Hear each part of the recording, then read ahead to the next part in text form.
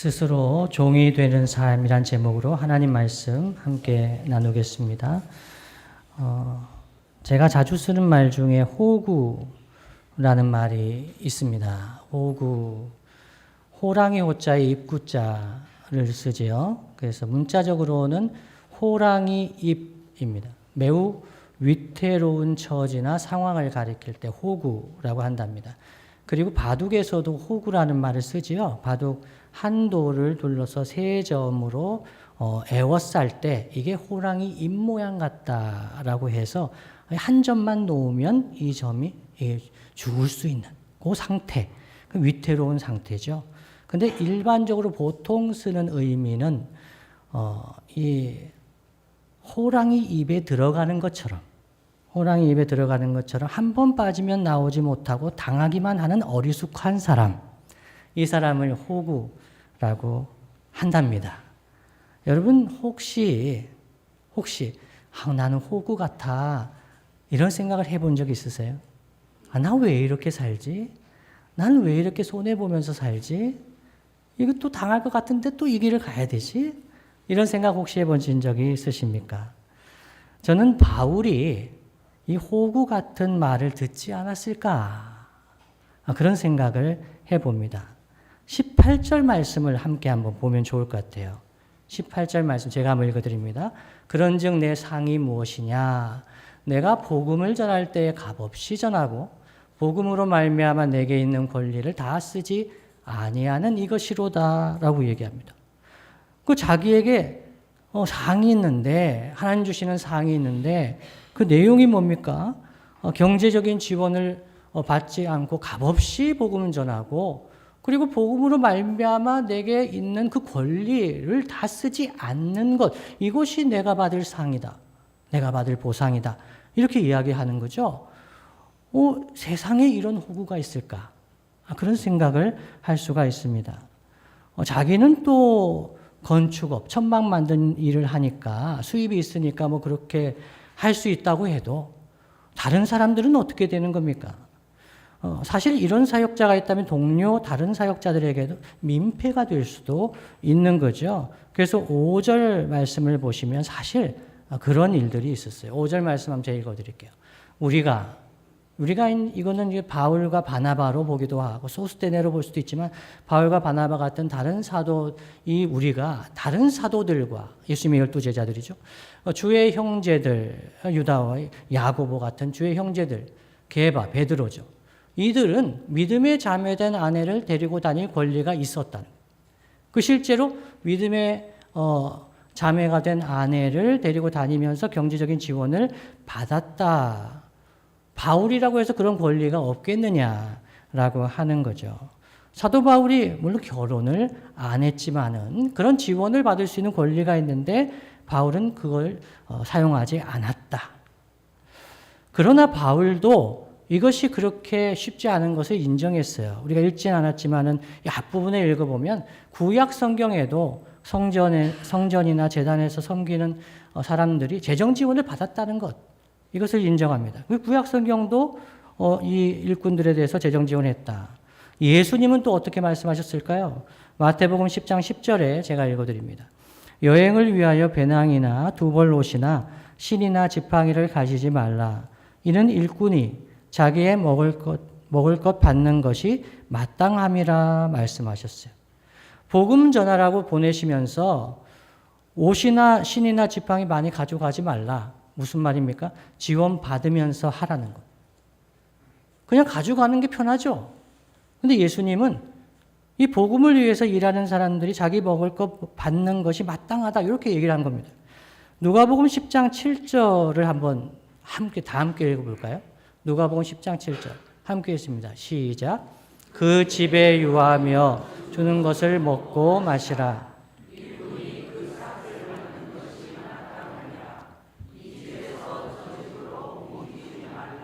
네. 성경이 예수님이 일꾼이 그 삭슬 받는 것이 마땅하다고 하는데 왜 바울은 성경의 원리와 주님의 명령까지 따르지 않으면서 스스로 얼마든지 주장할 수 있는 권리와 자유를 포기하면서 스스로 종이 되려고 했을까요? 이것이 오늘 우리가 생각해 보고 싶은 질문입니다. 첫 번째는요, 그리스도의 복음에 장애가 되지 않게 하려고 사도 바울이 참았다라고 이야기를 합니다. 12절 말씀인데요. 제가 읽어드립니다. 다른 이들도 너희에게 이런 권리를 가졌거든 하물며 우리일까 보냐. 이 권리 있다는 얘기입니다. 그러나 우리가 이 권리를 쓰지 아니하고 범사에 참는 것은 그리스도의 복음에 아무 장애가 없게 하려 함이로다 라고 말했습니다. 사도 바울이 볼 때 이렇게 내가 권리가 있지만 이것을 고린도에서는 사용하지 않는 것이 복음을 위해서 좋다 이렇게 생각했다는 겁니다. 그렇다면 여러분, 아니 경제적인 지원을 받지 않고 자기가 스스로 일해서 복음을 전하고 목회를 하고 이러면 유익하죠. 복음에 지장이 없지 않겠습니까? 그러면 사역자들이 개인과 가족을 위해서 경제적인 지원을 받는 것이 오히려 복음에 지장이 될 수도 있겠다 이렇게 생각할 수도 있겠습니까? 사도 바울은 그 생각을 한 것 같죠. 만약 스스로 일해서 돈을 버는 사역자가 더 좋은 사역자입니까? 라고 생각할 수도 있는 거죠. 그러나 바울은 그것을 이야기하려고 한 것이 아닙니다. 바울도 사역 초기부터 도움을 받았습니다. 빌립보 교회로부터 재정적인 도움을 받았습니다. 빌립보서 4장 15절로 16절 말씀 함께 읽어볼까요? 시작. 빌립보 사람들아 너희도 알거니와 복음의 시초에 내가 마게도냐를 떠날 때에 주고받는 내 일에 참여한 교회가 너희 외에 아무도 없었느니라. 데살로니가에 있을 때에도 너희가 한 번뿐 아니라 두 번이나 나의 쓸 것을 보내었도다 말씀합니다. 사도 바울이 선교할 때 재정적인 지원을 받지 않은 게 아니에요. 빌립보 교회, 루디아 같은 사람들, 비즈니스 하는 사람들이 사도 바울을 위해서 경제적으로 도왔습니다.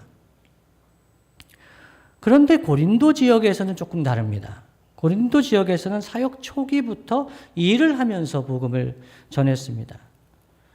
사도행전 18장 1절로 4절 말씀인데요. 제가 한번 읽어드릴게요. 그 후에 바울이 아덴을 떠나, 아덴을 떠나 고린도에 이르러 2절입니다.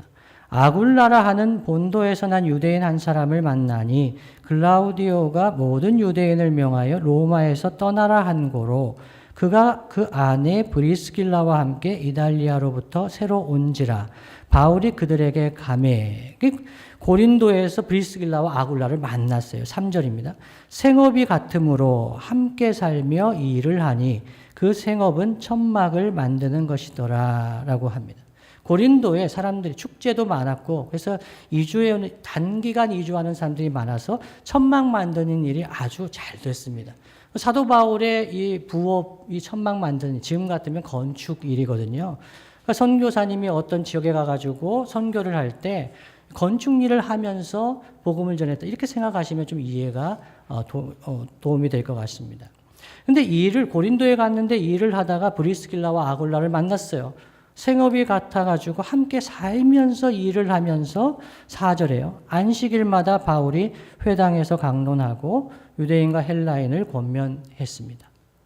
함께 일하면서 복음을 전했죠. 사역팀이 된 겁니다. 그래서 처음부터 이렇게 복음을 전했기 때문에 조금 독특합니다. 그런데 고린도 후서 11장 9절도 한번 볼 필요가 있어요. 고린도 후서 11장 9절 함께 한번 읽어보겠습니다. 시작. 또 내가 너희와 함께 있을 때 비용이 부족하였으되 아무에게도 누를 끼치지 아니하였음은 마게도냐에서 온 형제들이 나의 부족한 것을 보충하였음이라. 내가 모든 일에 너희에게 폐를 끼치지 않기 위하여 스스로 조심하였고 또 조심하리라 말씀합니다. 사도 바울이 건축 일을 했지만 고린도에서 아주 풍족했다고요? 재정적으로 넘치고 그랬기 때문에 사례를 안 받고 복음을 전했다? 그렇지 않습니다. 어려웠습니다.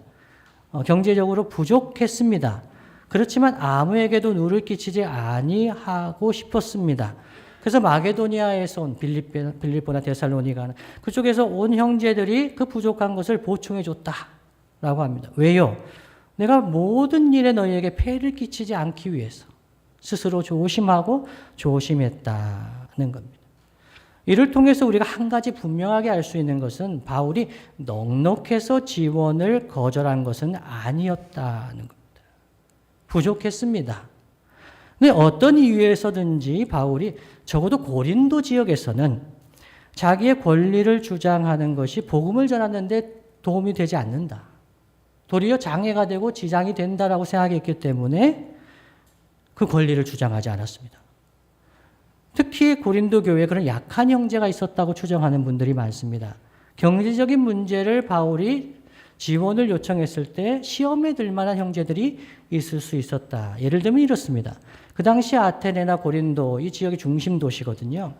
강연자들, 철학자들, 소피스트라고 이제 통칭할 수 있는 그런 사람들은 강연을 하면서 먹고 살았습니다. 재정 지원을 많이 받아서 유명한 사람들은 부유한 삶을 살았습니다. 근데 바울이 그곳에 와서 복음을 전하는데 그 복음을 전하면서 경제적인 대가를 요구했을 때 마치 바울이 그런 강연자들, 지식인들과 같이 대접받을까 봐. 다른 말로 하면 바울 돈 때문에 복음 전하는 거야. 이런 말을 들을까 봐 사도 바울이 일부러 일하면서 복음을 전했다. 이렇게 추정하는 학자들이 있습니다. 어쨌든 간에 사도 바울이 경제적인 지원을 받지 않겠다. 자기의 권리를 포기한 것은 복음 때문입니다. 자기가 전하는 복음이 그들에게 잘 전달되게 하기 위해서 지장이나 장애가 생기지 않게 하려고 한 것이죠. 근데 이 바울의 주장을 좀 더 잘 이해하기 위해서는 8장과 10장을 함께 이해해야 됩니다. 8장에서 10장까지의 내용은 우상에게 바쳐진 제물, 그 고기를 먹으면 안 됩니까? 먹어도 됩니까? 이런 질문을 가지고 대답하는 과정에서 사도 바울이 9장을 이야기를 하는 겁니다. 다른 말로 하면 이 바울이 정말 하고 싶었던 말은 무엇이냐면요. 바울 자신이 이 돈 문제로 시험에 들 사람이 혹시나 있을 수 있어서 재정 지원을 받는 권리를 포기했듯이 우상의 고기에 관해서 믿음이 강하고 지식이 있다고 생각하는 사람들이 있더라도 우상의 짐을 이거 먹어도 돼. 신전에 가서 그 축제에 참여해서 먹어도 돼. 라는 그런 지식이 있다고 하더라도 약한 사람들이 그것 때문에 상처를 받고 시험에 들 상황이 우려된다면, 그런 일이 있었죠. 고린도 교회는 고기를 먹지 말라는 겁니다. 우상, 이 신전에서 있는 그런 축제에 참여해서 거기서 먹고 마시지 말라. 왜요? 연약한 사람을 위해서. 그 얘기를 하려고 하는 겁니다. 그래서 우상의 고기를 먹을 수 있는 자유와 권리가 있다고 주장하지만, 그럴 수 있겠지만 그 자유와 권리를 포기하면 좋겠다. 오히려 사랑으로 덕을 세우고 사랑으로 그 약한 자들을 세워주는 것이 더 좋겠다는 것을 권면하기 위해서 자기 얘기를 하는 것입니다. 이것이 첫 번째입니다. 복음에 장애가 되지 않게 하려고 스스로 종이 되는 삶을 살았다. 두 번째는요. 바울이 자신의 권리와 자유를 포기하면서 스스로 모든 사람의 종이 된 이유는 더 많은 사람을 얻고자 함이라고 말하고 있습니다. 더 많은 사람을 얻고자 하는 것입니다. 19절 말씀을 다 함께 한번 읽어보겠습니다. 함께 읽습니다. 시작. 내가 모든 사람에게서 자유로우나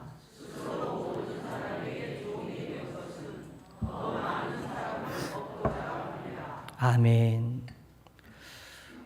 사도 바울은 스스로 모든 사람에게 자유롭다고 이야기합니다. 자유인이죠. 로마 시민권자고 배운 만큼 배웠고 자기의 부업도 있고 그렇게 사람들 눈치 볼 필요가 없는 사람인데 스스로 종이 되었다라고 하는 거죠. 그것도 모든 사람에게 종이 된 것은 더 많은 사람을 얻고자 하려 하면 이 사람 욕심이 있었을까요?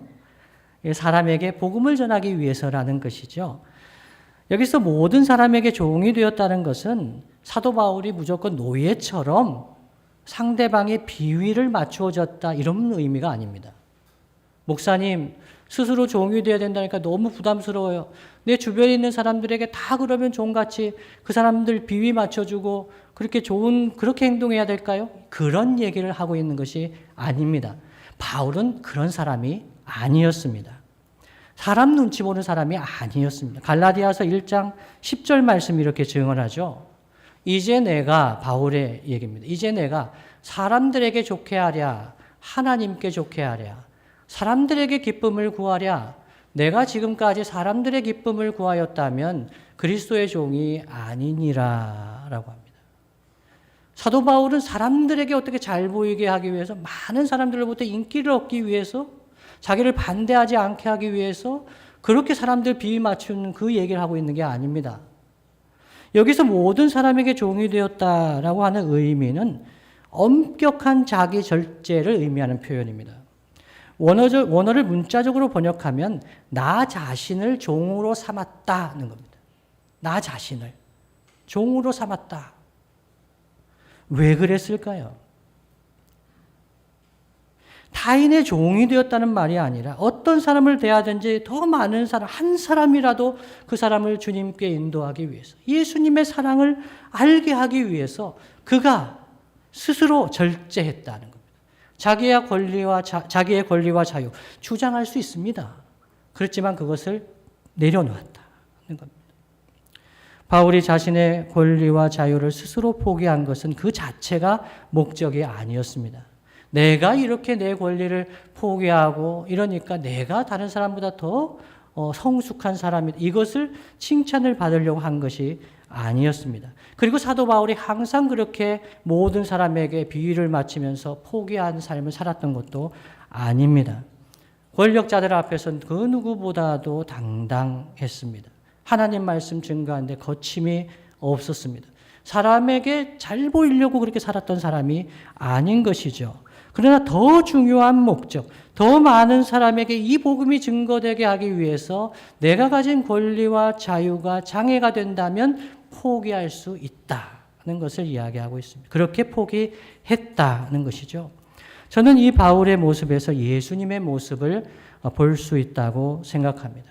예수님께서도 복음을 전하시기 위해서, 세상에 구원의 소식을 전하시기 위해서 포기하셨습니다.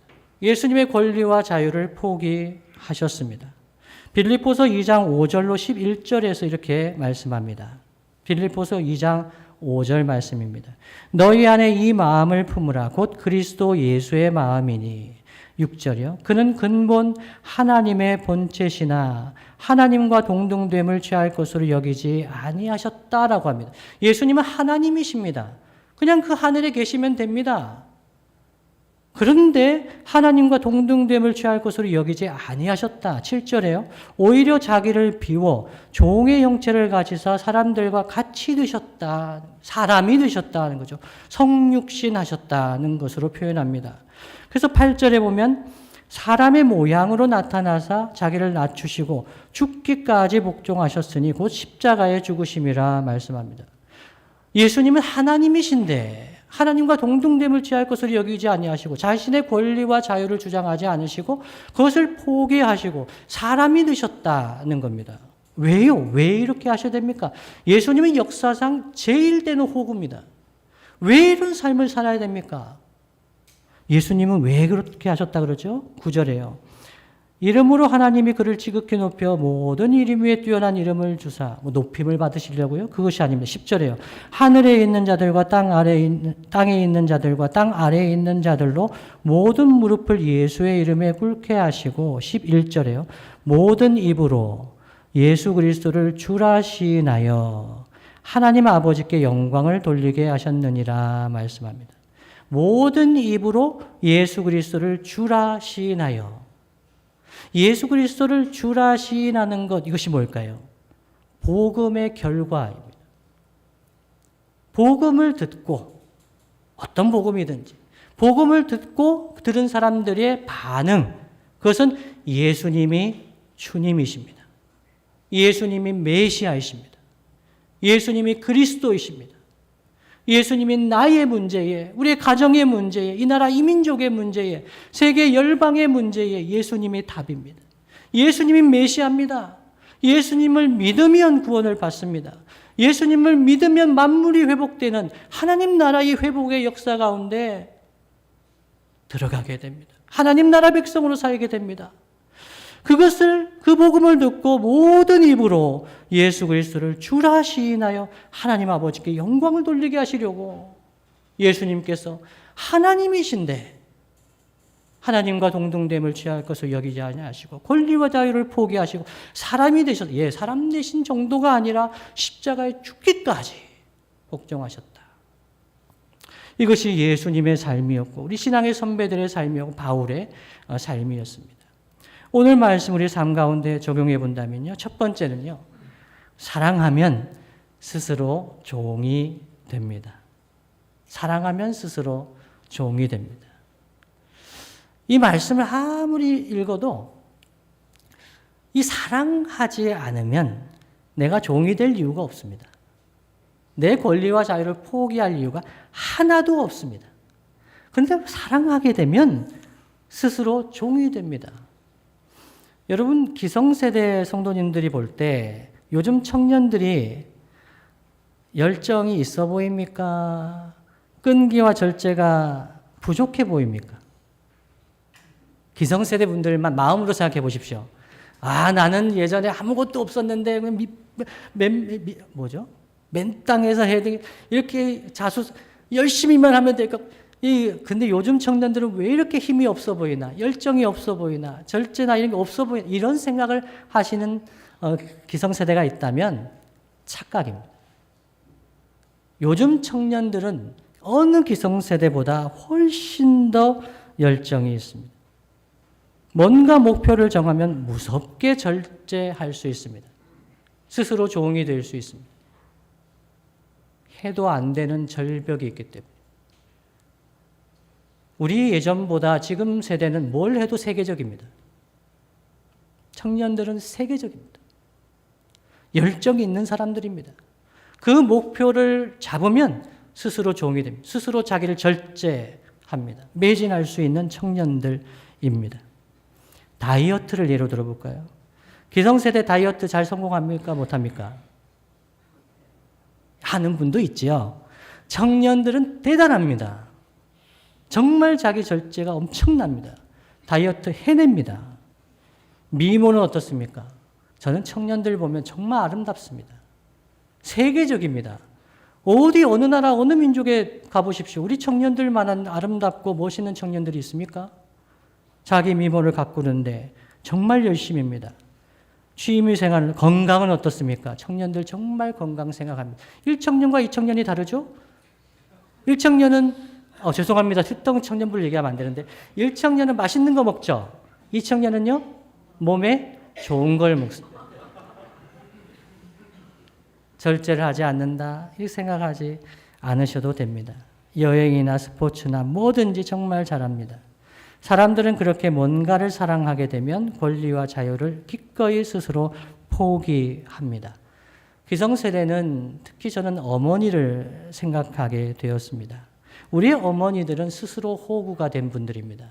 스스로 자기를 포기했습니다. 권리와 자유가 있습니다. 그런데 자녀들 때문에, 남편 때문에, 친척들 때문에 자기의 권리를 포기한 분들이 너무나 많습니다. 자녀에게 당하기만 합니다. 낳고 길렀는데 권리를 주장하지 않습니다. 왜 그렇게 살았을까? 어머니들은요. 낳은 게 죄라고 얘기하는 어머니도 있었습니다. 그러나 저는 생각합니다. 사랑하셨기 때문입니다. 자녀들을 사랑하셨고 남편을 사랑했고 주변의 친척들을 사랑했습니다. 그래서 스스로 종이 되었던 것이죠. 이런 분들 때문에 가정이, 이런 분들 때문에 친척들이, 이런 분들 때문에 교회가, 공동체가 지금까지 오게 되었다고 믿습니다. 바울은 한 사람이라도 더 주 예수 그리스도를 믿게 하기 위해서 예수님처럼 스스로 종이 되는 삶을 살았죠. 왜 그랬을까요? 사랑했기 때문입니다. 고린도 교회를 너무너무 사랑했기 때문입니다. 고린도 교회 사람들이 정말 예수님을 믿었으면 좋겠다. 그래서 경제적으로 어려웠지만은 낮에는 일을 하면서 밤에는 복음을 전하면서 그렇게 복음을 전했습니다. 사랑하면 스스로 종이 되게 됩니다. 그런데 왜 스스로 종이 되지 않을까요? 사랑이 식어질 때. 사랑이 식어지면 내가 스스로 종이 되어 그렇게 섬기다가도 갑자기 피해의식이 솟아납니다. 내가 왜 이렇게 살아야 되지? 내가 왜 이 호구짓을 해야 되지? 이런 마음이 솟아납니다.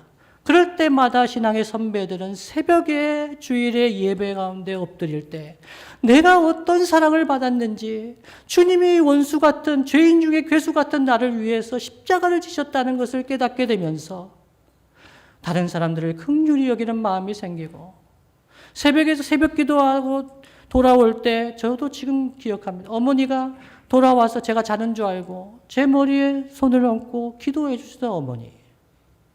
깰 수가 없어요. 눈을 뜰 수가 없는 거죠. 하나님 앞에 엎드릴 때 주님의 사랑 때문에 그 다른 사람들을 사랑했던 그분들이 우리의 어머니입니다. 이런 어머니 같은 사람들이 많아지면 좋겠습니다. 이것이 첫 번째입니다. 스스로 사랑하면 스스로 종이 됩니다. 두 번째는요. 스스로 종이 되는 사람은, 즉 성숙한 사람은 자기 기준이 아니라, 또는 강한 사람의 기준이 아니라 약한 사람의 기준에 자기를 맞출 수 있습니다. 성숙한 예수님의 제자는 약한 사람들의 수준에 맞출 수가 있습니다. 부모가 자녀를 양육할 때, 어렸을 때 아이들이 뭘 먹을 수 있습니까? 젖밖에 못 먹을 때, 그때 아빠가 와가지고, 죄송합니다, 아빠라고 해서. 이 아빠가 와가지고, 야, 니 언제 고기를 먹어야 돼, 고기를. 그러면서 이 고기를 해서 아이한테 주려고 하면 어떻게 되는 겁니까?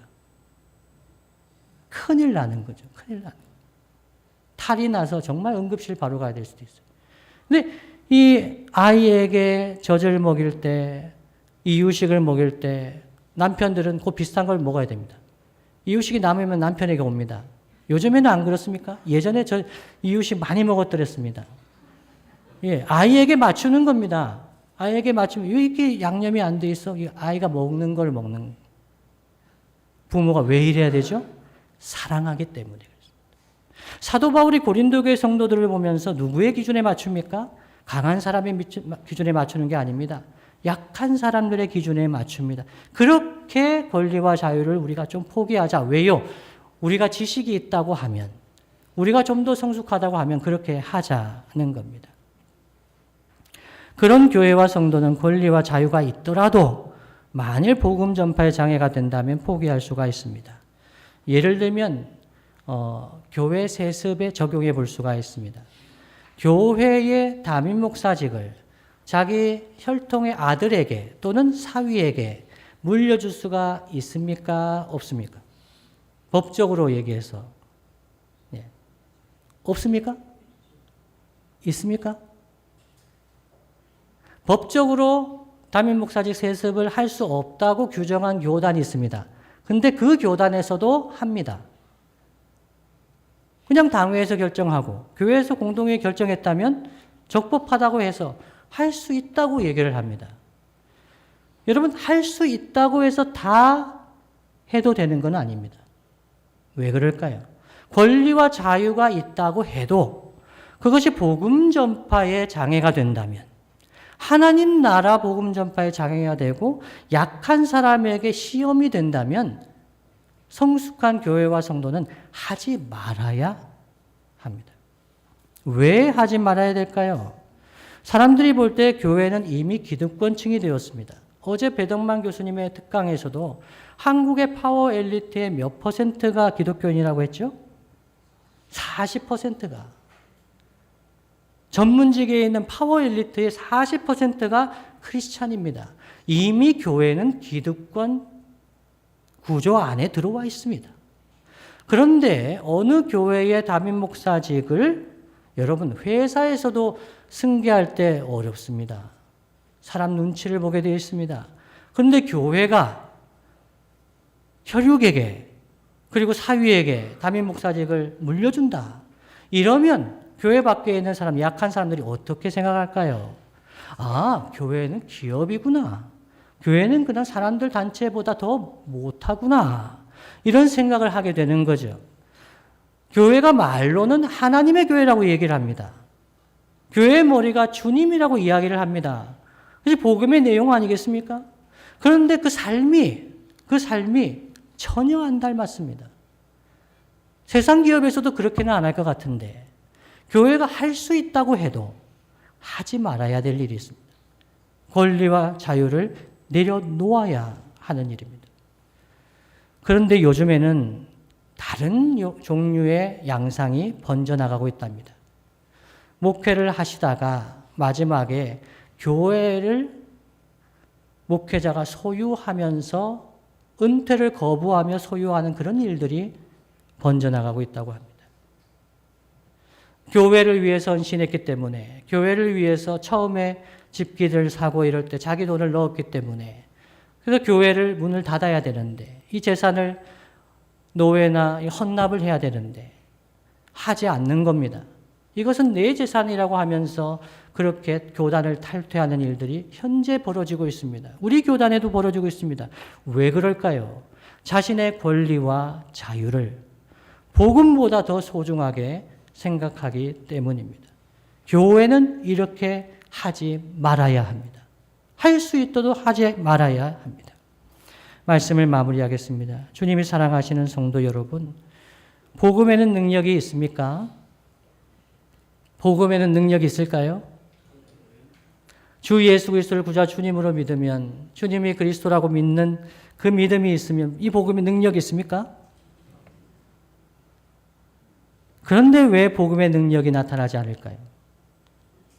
한국 교회 기득권층이 되었는데 왜 복음의 능력이 나타나지 않을까? 예? 뭐라고 말씀하셨어요?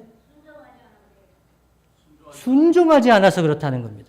하나님 말씀에 순종하지 않아서, 다른 말로 하면 예수님의 길을 가지 않아서, 사도 바울의 신앙의 선배들이 간 길을 가지 않아서, 복음을 위해서 자기의 권리와 자유를 포기한 신앙의 선배들이 한국 교회에 이 교회를 세워왔는데, 그 길을 가지 않고 내 권리와 내 자유를 주장해서, 그래서 사람들이 볼 때, 약한 자들이 볼 때 이러면 안 된다고 얘기를 하는데 순종하지도 않고 듣지도 않습니다. 우리가 주님의 이 사랑을 잊어버리면, 피해의식이 솟아납니다. 내가 이렇게 하는 게, 난 정말 호구인가 봐. 이러지 말아야지. 내 재산을 챙겨야지. 피해의식이 생겨요. 자기의 권리를 주장하게 됩니다. 그러나 주님의 은혜와 사랑에 충만하게 되면, 내가 어떤 은혜와 사랑을 받았는지 이 사랑 안에 거하게 되면 포기할 수 있습니다.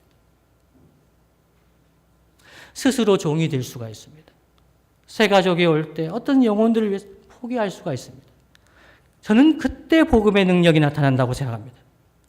예수님께 순종해서 복음을 위해서, 복음의 장애가 되지 않도록 한 영혼이라도 얻기 위해서 내 권리와 자유를 포기할 때, 이때 복음의 능력이 나타난다고 믿습니다.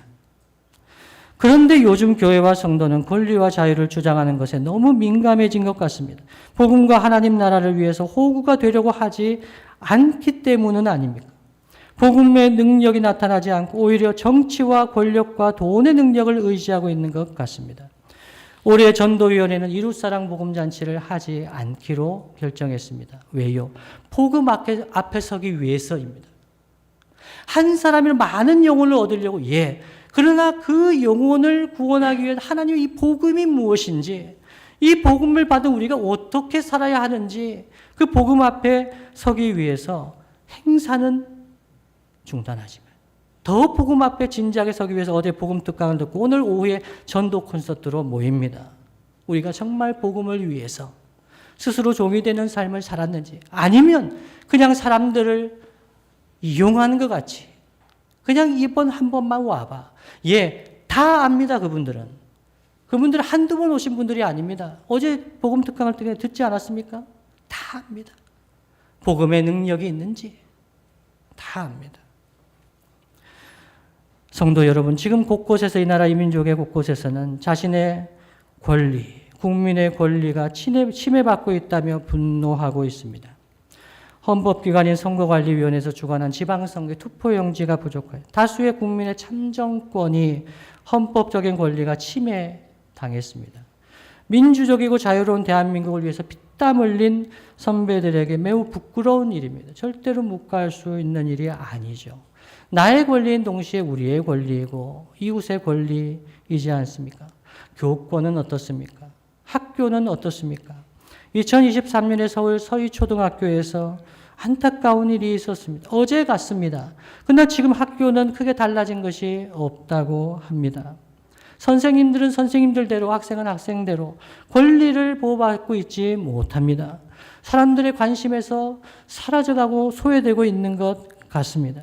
이럴 때일수록 교회라도 나의 권리를 주장하기보다는 타인의 권리, 우리의 권리, 이웃의 권리를 존중하고 세워주면서 예수님 가신 길을 가며 한 사람이라도 예수님이 메시아이신 것을, 한 사람이라도 예수님이 그리스도이신 것을, 구원자이신 것을 알게 되고 그리스도를 주라 시인하게 되는 이 일을 위해서 예수님의 길을 걸어가는 저와 여러분 되시기를 예수님의 이름으로 축복합니다. 다 함께 찬송